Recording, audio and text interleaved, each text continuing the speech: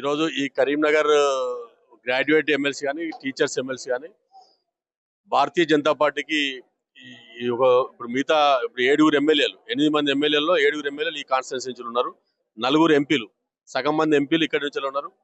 కాబట్టి ఇది రెండోది ఇక్కడ ఇంతమందిని ఆదరిస్తేనే ఇలా భారతీయ జనతా పార్టీకి ఇంతమంది ప్రజాప్రతినిధులుగా ఎన్నిక కావడం జరిగింది.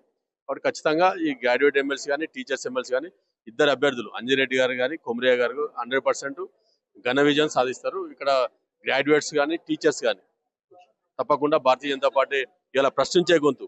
ఇలా కాంగ్రెస్ అభ్యర్థిని కూర్చోబెడితే అక్కడ పోయి కూర్చోవడం తప్ప వేరేం లేదు. టీఆర్ఎస్ ఎవరు కూడా నమ్మే పరిస్థితి లేదు. ఇప్పటికే వారికి అనేక సార్లు అవకాశాలు ఇచ్చారు.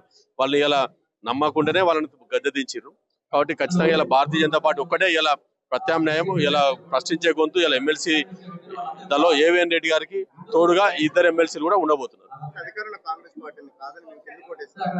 జనరల్ గా అధికార పార్టీ నుంచి గెలిస్తే ఎమ్మెల్సీ వచ్చి ఒరిగేది ఏం లేదు. కానీ పట్టభద్రులకు కానీ టీచర్స్ కానీ వాళ్ళ యొక్క వాయిస్ ను వినిపించాలి. గతంలో కూడా బండి సంజయ్ కుమార్ గారు 317 జీవో విషయంలో కానీ టీచర్ ఎంప్లాయీస్ సంబంధించినటువంటి గ్రాడ్యుయేట్ విషయంలో కానీ ఎప్పుడు కూడా భారతీయ జనతా పార్టీ తమ వాయిస్ ని వినిపించినటువంటి పార్టీ భారతీయ జనతా పార్టీ. కాబట్టి ఖచ్చితంగా ఈ భారతీయ జనతా పార్టీ అభ్యర్థి గెలుస్తాడు. ఇక్కడ కాంగ్రెస్ పార్టీకి ఎప్పుడు కూడా కనీసం సెకండ్ ప్లేస్ లో కూడా ఎన్నడూ ఈ గ్రాడ్యుయేట్ ఎమ్మెల్సీ స్టార్ట్ అయిన కనీసం ఎప్పుడు కూడా సెకండ్ ప్లేస్ లో కూడా లేదు. టీచర్స్ ఎమ్మెల్సీ అయితే వాళ్ళు కాంటెస్ట్ కూడా చేయలేదు.